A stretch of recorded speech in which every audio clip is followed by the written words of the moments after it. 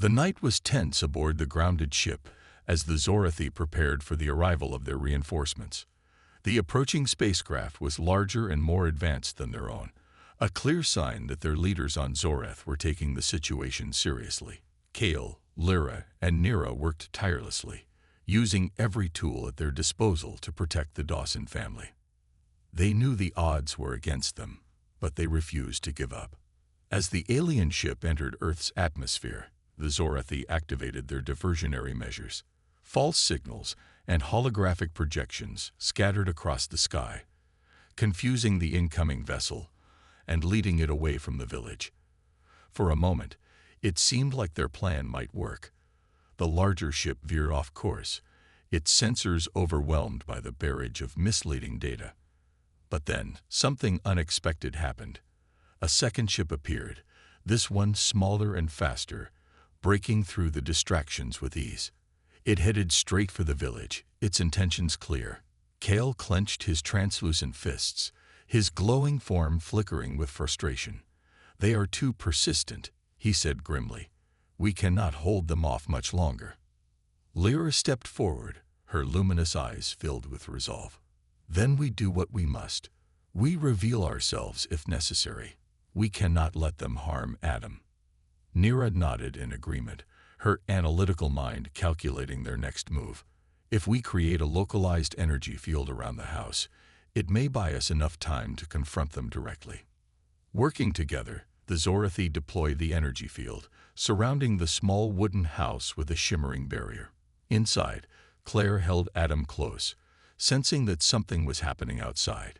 She didn't understand the full scope of the danger, but she trusted Lyra's promise to protect her family. The second alien ship landed just beyond the barrier, its sleek form glinting in the moonlight. A group of Zorathi emerged, their forms taller and more rigid than Kale and his companions. Their leader, a stern figure named Vale, stepped forward, his voice cold and commanding. "You have defied our orders," he said, addressing Kale. "Explain yourselves." Kale stood tall, his translucent form glowing faintly as he faced Vale. "We came here seeking knowledge," he replied calmly. "What we found was far greater than we anticipated. These humans, they are not experiments. They are a testament to the beauty of imperfection, of life itself." Vale's expression remained unreadable, but his tone hardened. "Your emotions have clouded your judgment. This is not about beauty or imperfection.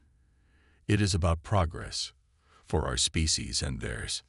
Before tensions could escalate further, Lyra stepped forward. "If you take Adam, you risk destroying everything humanity represents. Their strength lies in connection, in love, in hope. Do you truly believe our people will benefit from stripping that away?" For a moment, there was silence. The two groups of aliens stared at each other, the weight of their choices hanging heavy in the air. Then, unexpectedly, Vale lowered his gaze. "Perhaps," he admitted reluctantly, "but defiance cannot go unpunished. You will return to Zorath and face judgment." Kale nodded slowly, accepting the consequences of their actions. "Very well, but leave these humans be. They deserve a chance to grow, to thrive, to show us what we have forgotten." After a long pause, Vale finally agreed. He gave the order for his team to retreat, leaving the village untouched. As the ships ascended into the sky, disappearing into the stars, the Zorathi felt a mix of relief and sorrow. They had protected the Dawsons, but their own futures were uncertain. In the days that followed, Claire noticed subtle changes in Adam. He seemed more aware, his tiny eyes gazing at the stars with quiet curiosity. She couldn't explain it, but she felt certain that he carried within him something extraordinary, something tied to the universe itself. Years later, as Adam grew into a curious and intelligent young boy, he often looked up at the night sky, feeling an inexplicable connection to the stars. Unbeknownst to him, his birth had sparked a chain of events that would change not only his life, but the lives of those who had witnessed it. And far away on Zorath, whispers of humanity's miracle inspired change. A reminder that sometimes The most profound discoveries come from embracing the unknown. Weeks passed, and the Zorathi remained hidden in their grounded ship, keeping a close watch on the Dawson family. Claire had not told Ethan about Lyra's visit, unsure of how he would react. Instead, she kept the secret to herself, her mind replaying the alien's words over and over. She felt a mix of fear and gratitude. Fear of what might come, but also gratitude for the protection Lyra had promised. The days were quiet in the village, with the rhythm of life continuing as usual. Claire and Ethan cared for Adam, their love for him growing stronger with each passing day. They didn't notice the faint shimmer in the sky or the subtle hum of alien technology that lingered nearby. To them, the world still felt safe, untouched by forces beyond their understanding. But the Zorathi knew better. Their leaders on Zorath had grown impatient, sending repeated messages demanding updates and clarification. Kale, Lyra, and Nira responded cautiously, providing vague answers and delaying further action. They knew it was only a matter of time before their superiors sent others to investigate, and when they did, the Dawsons' safety would be at risk. One evening, as the sun set behind the trees, Kale gathered his companions in the control room. "We cannot delay any longer," he said firmly. "Our leaders will send reinforcements soon. When they arrive, they will expect results, and if they discover what we have done, we will face severe punishment." Lyra nodded, her luminous form glowing faintly in the dim light.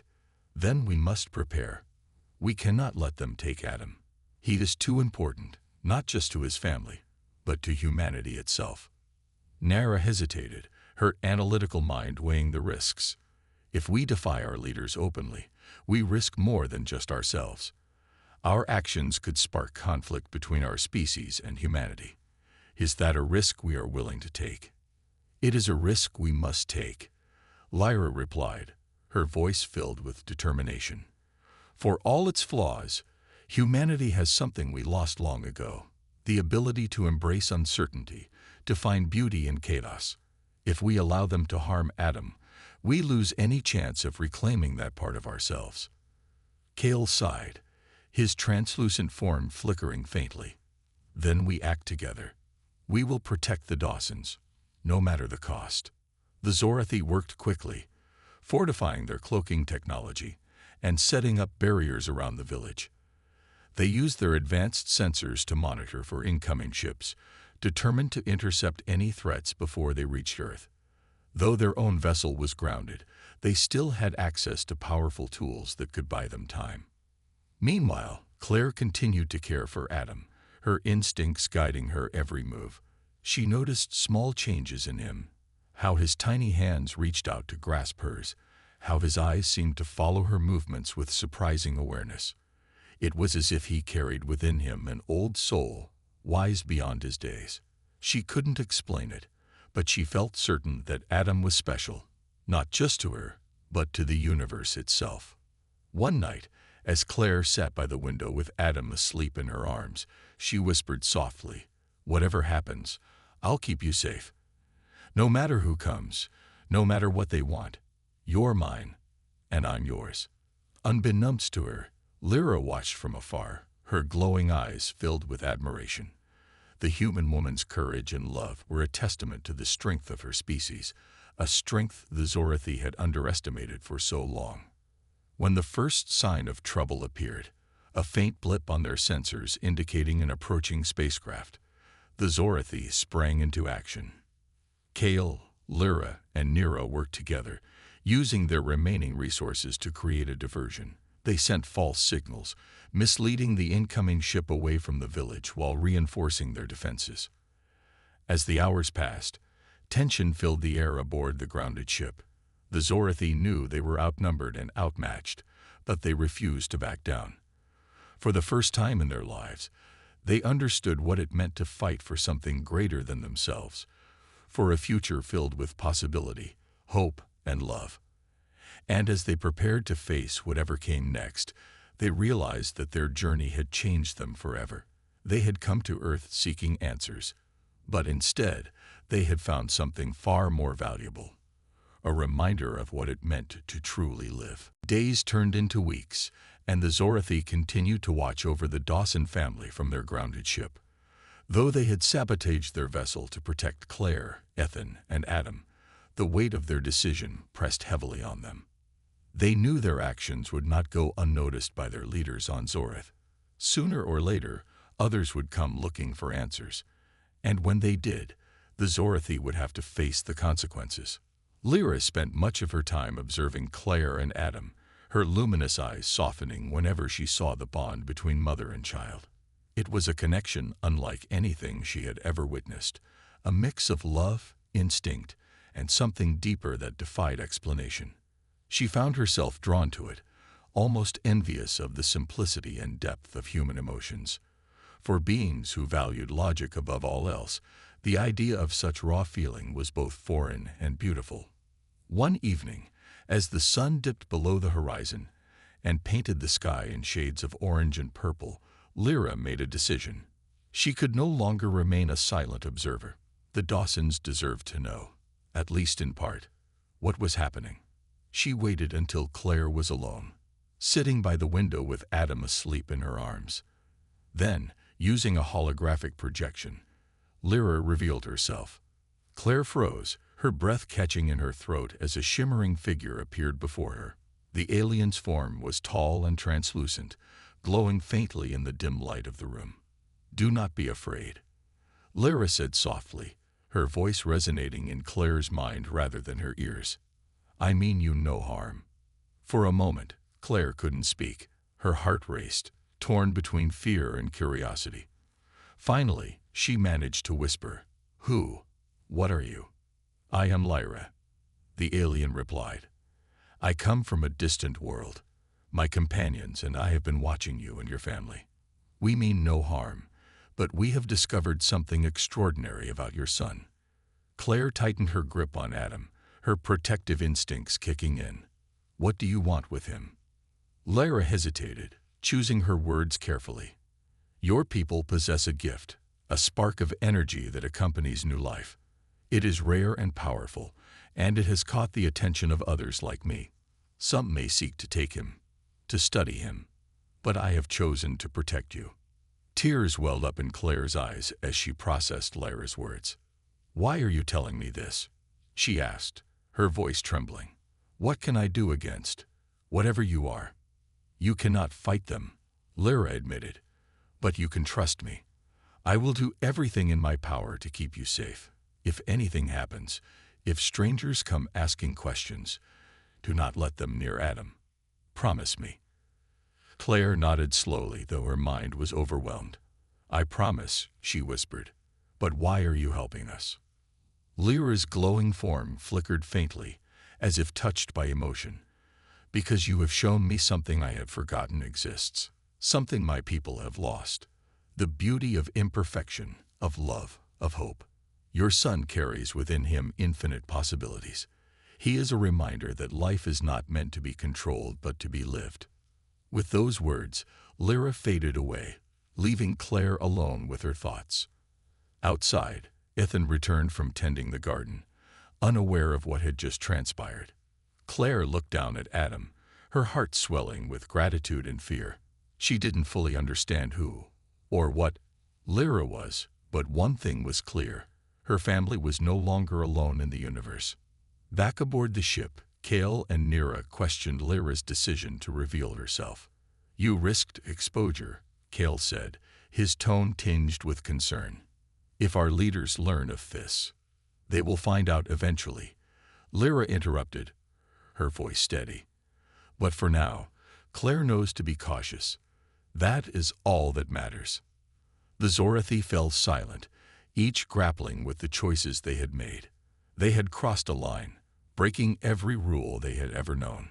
Yet in doing so, they had discovered something far greater than science or logic: the courage to protect something precious, even at great personal cost.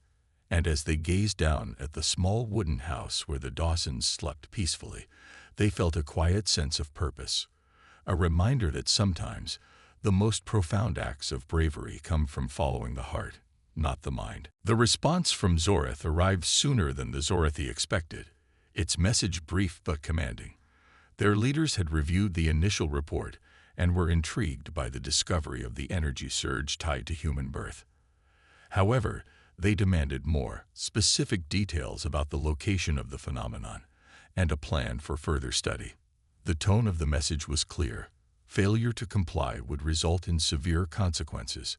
Kale read the transmission multiple times, his translucent form flickering faintly as he processed the implications. "They want proof," he said finally, his voice tight with frustration. "They will not accept vague observations. They will demand to see it for themselves." Lyra clenched her hands into fists, her usual calm demeanor replaced by anger. "And what then?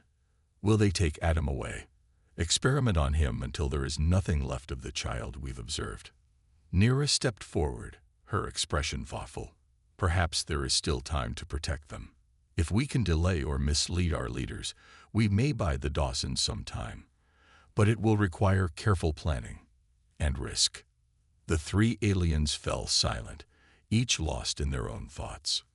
For beings who had always followed orders without question, the idea of defying their superiors was almost unthinkable.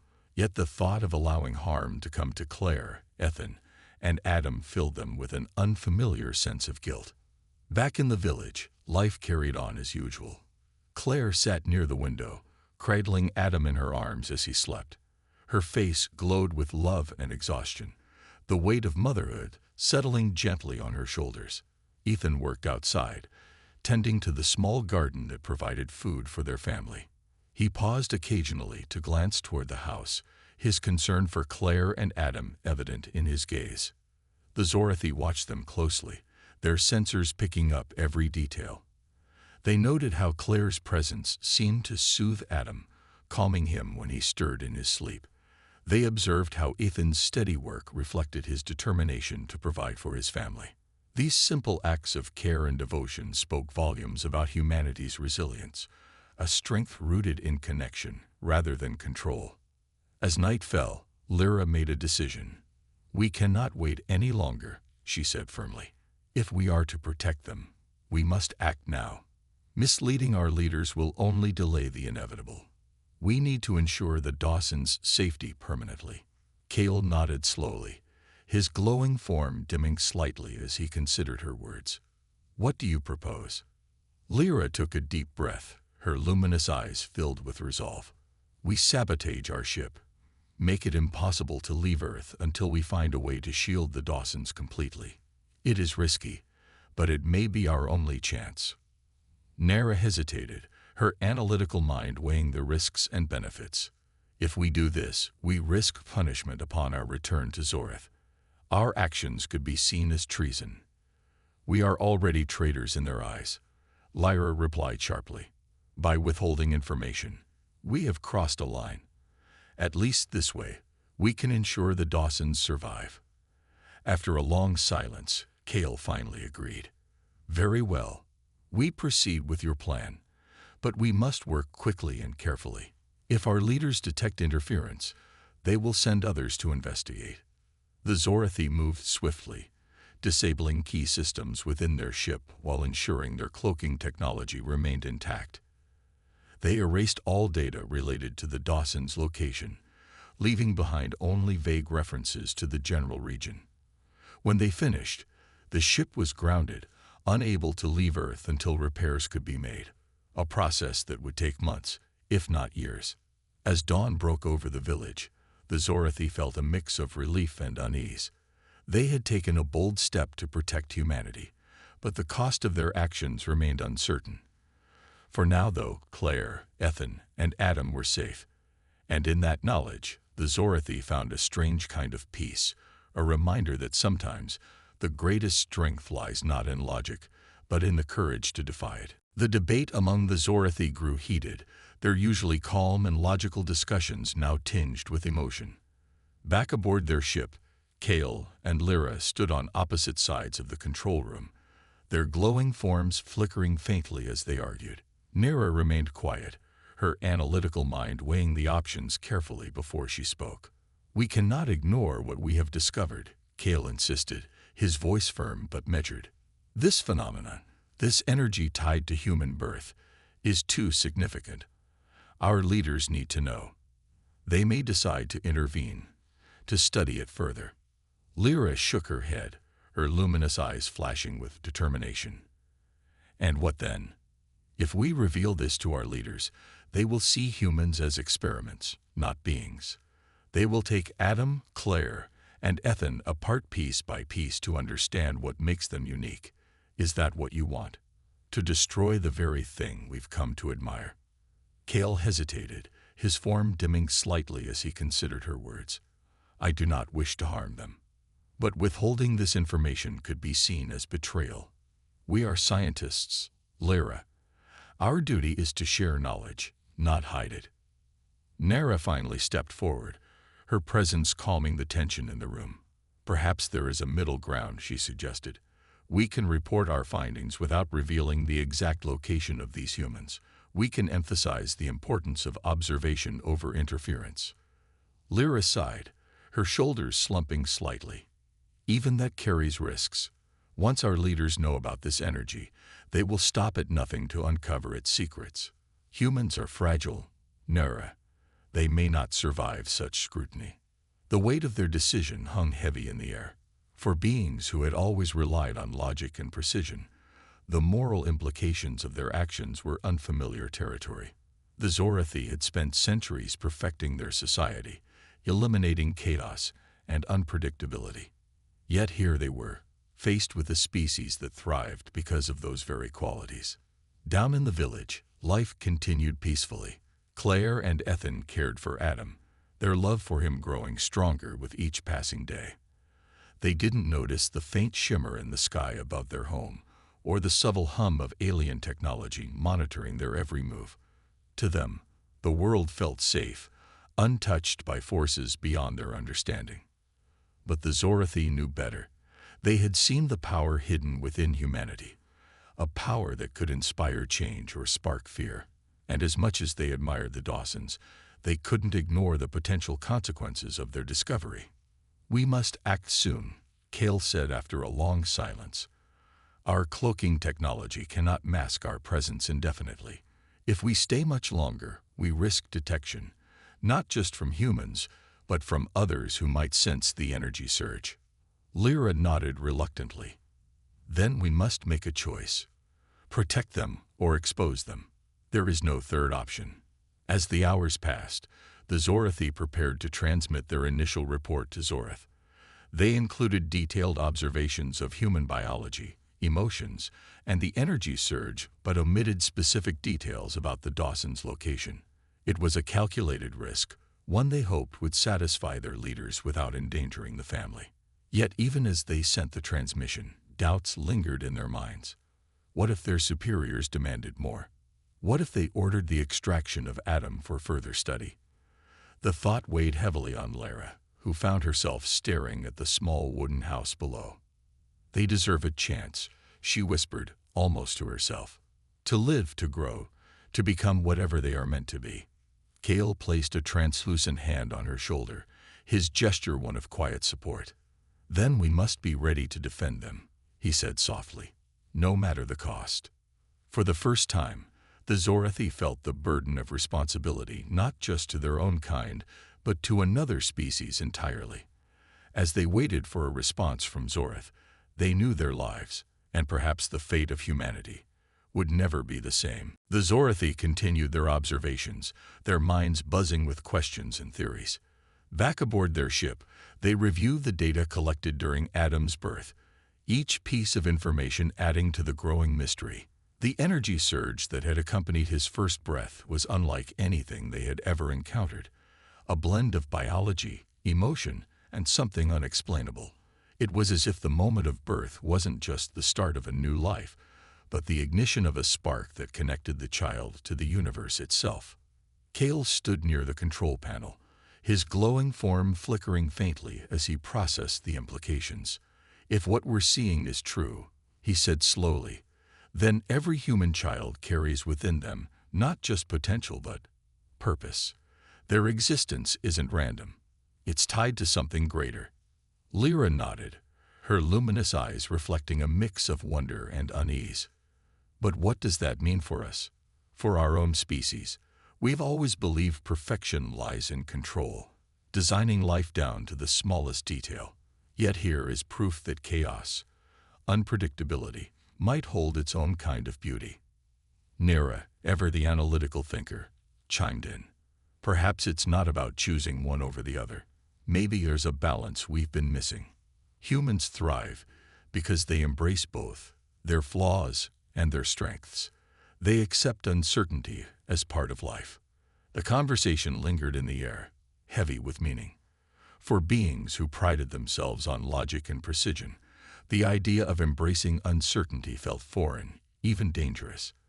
Yet the evidence before them was undeniable. Humanity's ability to adapt, to grow, stemmed not from perfection, but from imperfection, from the very flaws the Zorathi sought to eliminate. Meanwhile, in the village, Claire and Ethan adjusted to life with their newborn son. Adam slept peacefully in a small cradle by their bed, his tiny chest rising and falling with each breath. Claire watched him intently, her face soft with love and exhaustion. "He's so small," she murmured, reaching out to touch his hand.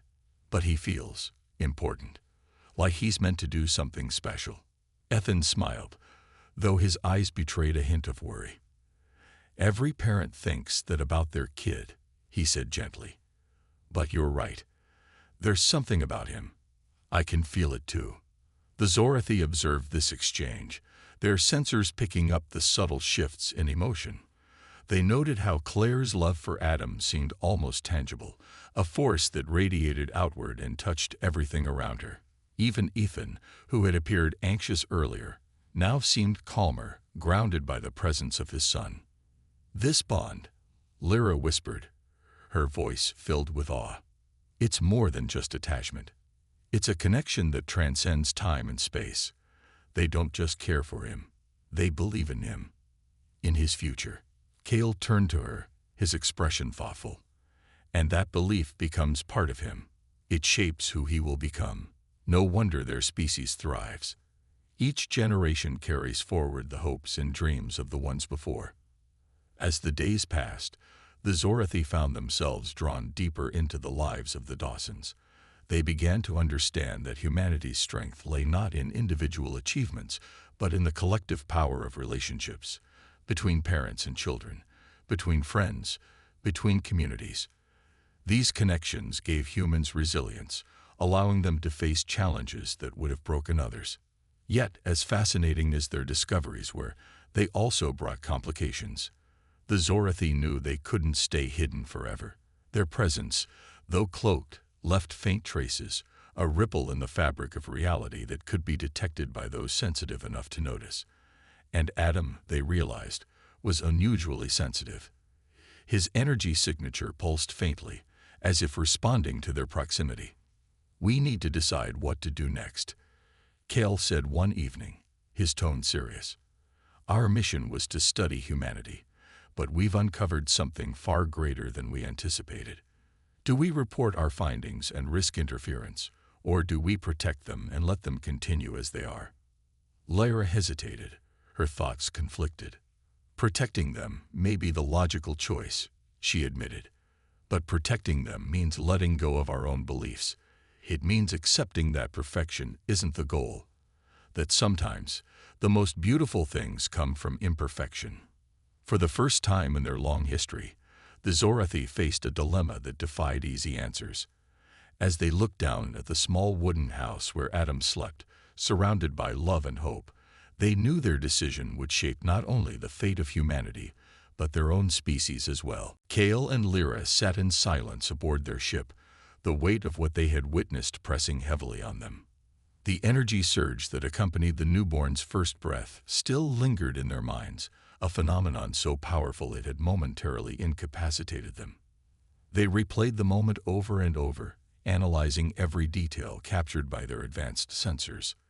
The readings were unlike anything they had ever encountered, complex, layered, and brimming with potential. "This is beyond biology," Cale finally said, breaking the quiet. His voice was soft, but laced with awe. It is as if the child carries something eternal within it. Lyra nodded slowly, her luminous form glowing faintly in the dim light of the ship. Yes, but what does it mean? Is this unique to humans, or could other species share this trait? And why does it affect us so strongly? Nira joined them again, her analytical mind working tirelessly to piece together the puzzle. I have run simulations based on the data, she explained. The energy appears to be tied not just to life itself, but to possibility. Each human child seems to carry within it an infinite number of paths, choices, experiences, futures, all encoded in that single moment of birth. Kale frowned, his translucent brow furrowing slightly. Infinite possibilities. That would explain why humans adapt so well to change. Their very existence is built on unpredictability. But for us, Lyra interjected, her tone thoughtful, unpredictability is dangerous. We thrive on control, precision. Our society has no room for chaos. Yet here we are, witnessing something beautiful born out of uncertainty. The Zorathi fell silent once more, each lost in their own thoughts. For beings who valued logic above all else, the concept of beauty emerging from chaos was both fascinating and unsettling. It challenged the very foundation of their beliefs, forcing them to question whether perfection truly lay in control or in the freedom to explore the unknown. Back in the village, life continued as usual. Claire rested in bed, her exhaustion giving way to joy as she gazed at her newborn son. Ethan sat beside her, holding the baby gently in his arms. He whispered softly to the child, naming him Adam. "You're going to do great things," he said, his voice thick with emotion. "We don't know what the future holds, but whatever it is, we'll face it together." The Zorathi observed the scene, their hearts, if they could be called that, stirring with unfamiliar feelings. They had always seen emotions as weaknesses, flaws that clouded judgment and led to mistakes. Yet here was proof that emotions could also be strengths, binding individuals together in ways that transcended logic. As the day wore on, Kale made a decision. "We need to observe further," he said firmly. "This is too significant to ignore, but we must proceed carefully. If our presence is detected, it could have unintended consequences." Lyra agreed, though a part of her felt uneasy. She couldn't shake the feeling that they were intruding on something sacred, something meant to remain private. Still, her curiosity outweighed her hesitation. "Very well," she replied. "But let us remember what we are dealing with. These humans may seem fragile, but there is power in them, a power we are only beginning to understand." Over the next few hours, the Zorathi focused their attention on Adam. Their sensors revealed subtle fluctuations in his energy signature, as if his presence alone was reshaping the world around him. Even the air seemed different near him, charged with a quiet vitality that defied explanation. For Kale and Lyra, the experience was humbling. They had come to Earth seeking answers, but instead they found questions that forced them to reconsider everything they thought they knew about life. As they prepared to document their findings, one truth became undeniable. Humanity's greatest strength lay not in its biology, but in its boundless capacity for hope, love, and possibility. And in that realization, the Zorathi began to see themselves, and their own species, in a new light. The Zorathi worked tirelessly to make sense of the strange energy surge they had detected during Claire's labor. Back aboard their cloaked ship, Kale and Lyra pored over the data, their glowing forms casting faint light across the sleek metallic walls. Nira joined them, her sharp mind analyzing every detail with precision. The three aliens spoke in soft hums, their thoughts flowing seamlessly through their telepathic link. "This energy, it is unlike anything we have encountered," Nira said, her voice calm but filled with wonder. "It is not purely biological. There are traces of something more, something akin to consciousness." Kale leaned closer to the screen, his translucent fingers brushing against the holographic display. "Consciousness in an unborn child. That is impossible. Even among our own kind, Consciousness develops gradually after birth. Lyra shook her head, her luminous eyes fixed on the readings. Perhaps it is not impossible for humans. Look at how their emotions shape everything they do. Could it be that their feelings leave an imprint, a mark on the child even before it is born? Nara hesitated, considering the idea. If that is true, then human reproduction is far more complex than we realized. It is not just about creating life. It is about passing down memories, hopes, and even fears. Their children are born already connected to their parents' experiences. The thought sent a ripple of unease through the group. The Zorathi prided themselves on their logical approach to life. They engineered their offspring meticulously, ensuring each new generation was free of flaws. Emotion played no part in their process. It was seen as unnecessary, even dangerous. Yet here was evidence that humanity's chaotic, emotion-driven methods produced something profound, a spark of infinite potential. Meanwhile, back in the small wooden house, Claire and Ethan were nearing the final stages of childbirth. Claire's face was pale but resolute, her strength unwavering despite the pain. Ethan stayed by her side, wiping sweat from her brow and whispering words of encouragement. "You're amazing," he murmured. "Just a little longer. We're almost there." The Zorathi watched intently, their sensors capturing every heartbeat, every breath. When the baby finally emerged, crying loudly, the room seemed to fill with an invisible force, a surge of energy that radiated outward. It was brief, lasting only a few seconds, but its impact was undeniable. Once again, Kale and Lyra staggered, their minds overwhelmed by the intensity of what they had witnessed. "What is happening to us?" Lyra asked, steadying herself against the console. Her voice trembled slightly, betraying her usual composure. Kale took a moment to recover, his form flickering faintly as he regained his balance. "I do not know. But whatever this energy is, it is powerful enough to affect us, even at a distance. Humans may not understand it, but it is central to who they are." Back in the village, Ethan cradled the newborn in his arms, tears streaming down his face. Claire smiled weakly, reaching out to touch the tiny hand that grasped reflexively at her finger. The bond between them was palpable, a connection so strong it seemed to transcend time and space. For the Zorathi, the implications were staggering. If human children were born with traces of consciousness encoded within them, then each birth was a miracle, a unique creation imbued with endless possibilities. It challenged everything they believed about existence, forcing them to confront questions they had never dared to ask. As the sun rose higher in the sky, painting the world in warm hues of gold and orange, the Zorathi knew their mission had taken a profound turn. Humanity was not just a species to be studied, it was a mystery that defied explanation. And as they prepared to delve deeper into their findings, one thing became clear. The act of human birth was far more extraordinary than they could have ever imagined. The Zorathi spent hours observing Claire and Ethan, their curiosity growing with each passing moment. The couple's home was modest, a small wooden house surrounded by tall trees that swayed gently in the breeze.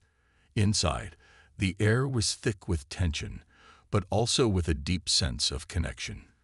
Claire lay on a bed, her breathing labored as she endured the pains of labor. Ethan stayed close, holding her hand and offering words of comfort, though his own anxiety was evident in the way he paced when he thought she wasn't looking. Kale and Lyra monitored everything from their cloaked ship, which hovered silently above the forest canopy. Their advanced instruments allowed them to see and hear every detail, even the faintest whispers between Claire and Ethan. "She is strong," Lyra noted, her voice calm but tinged with admiration. "Her body is enduring immense strain, yet she does not falter." Kale nodded, his glowing form shifting slightly as he leaned forward to examine the data on their screens. "Yes, but it is more than strength. There is something emotional driving her. Look at him, Ethan. He is terrified, yet he refuses to leave her side. Such loyalty is rare among species we have studied." Lyra tilted her head, her luminous eyes narrowing as if trying to decipher a puzzle. "It is strange, Kale. Among our kind, reproduction is a precise process, free of emotion. We design our offspring with care, ensuring they are perfect before they are born. But these humans, they seem to embrace uncertainty. They face pain and fear willingly, driven by something we cannot measure." The two aliens fell silent for a moment, watching as Claire gripped Ethan's hand tightly during another contraction. Her face contorted with pain, but she managed a weak smile when it passed. "You're doing great," Ethan whispered, his voice cracking slightly. "Just keep going. We'll get through this together." The simplicity of his words struck Lyra deeply. She turned to Kale, her expression thoughtful. "Do you think this bond between them plays a role? Could it be that their emotions somehow strengthen them, making them capable of enduring what would break others?" Kale hesitated, considering her question. "It is possible. Emotion has always been a mystery to us. We value logic above all else, but perhaps there is power in feeling, power we do not yet understand." As the night wore on, the Zorathi continued to gather data, noting every change in Claire's condition. They marveled at the complexity of human biology, the way her body worked tirelessly to bring new life into the world. But what intrigued them most was the atmosphere surrounding the event. The room felt charged with energy, a mix of fear, hope, and determination that seemed almost tangible. Then something unexpected happened. Just as Claire began to push, a sudden surge of activity appeared on the Zorathi sensors. It was unlike anything they had encountered before.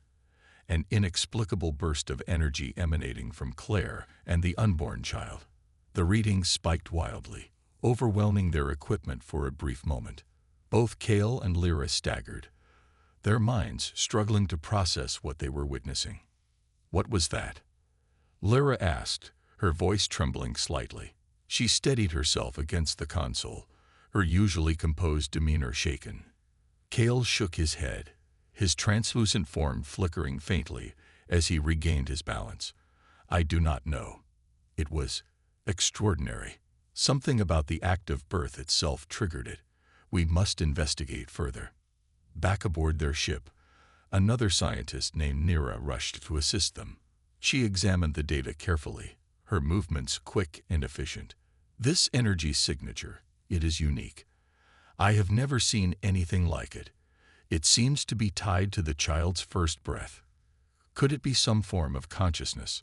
The implications were staggering. If true, it meant that human children were not merely born. They arrived already imbued with potential, carrying traces of memory or awareness encoded within them. For a species that valued precision and control, this discovery challenged everything the Zorathi believed about life. As the sun began to rise over the village, casting golden light through the trees, the Zorathi knew their mission had taken an unexpected turn. What they had witnessed was no ordinary event. It was a phenomenon that defied explanation. And as they prepared to delve deeper into their findings, one thing became clear. Humanity was far more extraordinary than they had ever imagined. The silver spacecraft descended quietly through the Earth's atmosphere, its surface shimmering faintly as if it were made of liquid metal. The ship was small but advanced beyond anything humanity had ever created. Inside, a team of alien scientists prepared for their mission. They called themselves the Zorathi, a race known for their pursuit of knowledge and their unyielding curiosity about the universe. Their leader, Kale, stood tall in the center of the control room, his translucent body glowing softly with an inner light. Beside him was Lyra, her form equally radiant but smaller, her movements precise and deliberate. The Zorathi had traveled countless light years to reach this planet, drawn by reports of a species that seemed so fragile yet astonishingly resilient. Humans, they had learned, were unlike any other beings in the cosmos. Despite their physical limitations and short lifespans, they thrived, adapting to nearly every environment and overcoming challenges that would have destroyed most other species. The Zorathi wanted to understand why. What made humans so unique? What secret lay hidden in their biology? As the ship settled gently on the outskirts of a quiet village, the Zorathi activated their cloaking technology. To the villagers below, nothing seemed out of the ordinary. Birds chirped in the trees, and farmers worked in their fields under the golden sunlight. The aliens observed everything from their invisible vantage point, their large, almond-shaped eyes scanning the area with keen interest. They were careful not to interfere, knowing that even the smallest action could disrupt the delicate balance of human life. Kale turned to Lyra, his voice a soft hum that resonated in their shared telepathic link. "This will be our first direct observation," he said. "We must proceed cautiously. Humanity is unpredictable." Lyra nodded, her thoughts flowing seamlessly into his mind. Yes, but unpredictability is what makes them fascinating. Their emotions drive them in ways we cannot fully comprehend. Look at how they interact, how they laugh, argue, and care for one another. It is perplexing. For days, the Zorathi studied the villagers, gathering data on their daily routines. They watched as children played near the river, splashing water at each other with infectious giggles. They observed families sitting together around dinner tables, sharing stories and meals. Each moment revealed something new about human behavior, but none of it provided the answers they sought. Then, one evening, their scanners detected something unusual. A young woman named Claire Dawson, who lived on the edge of the village, was showing signs of early labor. Her pregnancy was nearing its end, but the timing seemed off. The Zorathi focused their attention on her, intrigued by the possibility of witnessing a human birth, a process they knew little about. Claire moved slowly inside her home, her face pale but determined. Her husband, Ethan, hovered nearby, his hands clenched into fists as he tried to stay calm. He whispered words of encouragement, though his voice trembled with worry. The Zorathi watched intently, their sensors picking up every detail of Claire's condition. They noted the complexity of her body's functions, the way her heart raced and her muscles strained. It was both remarkable and unsettling. "This is far more intricate than we anticipated," Kale murmured, his tone tinged with awe. "And yet, they do this regularly, without hesitation." Lyra tilted her head, her luminous eyes fixed on the scene unfolding before them. "It is not just the biology that fascinates me," she replied. "It is the emotion. Look at them, the fear, the hope, the love. How do they endure such intensity?" As the night deepened, the Zorathi continued their observations, unaware that this event would lead to discoveries far greater than they could have imagined. For now, they remained silent witnesses, their presence unknown to the humans below. But soon, their understanding of life itself would be forever changed.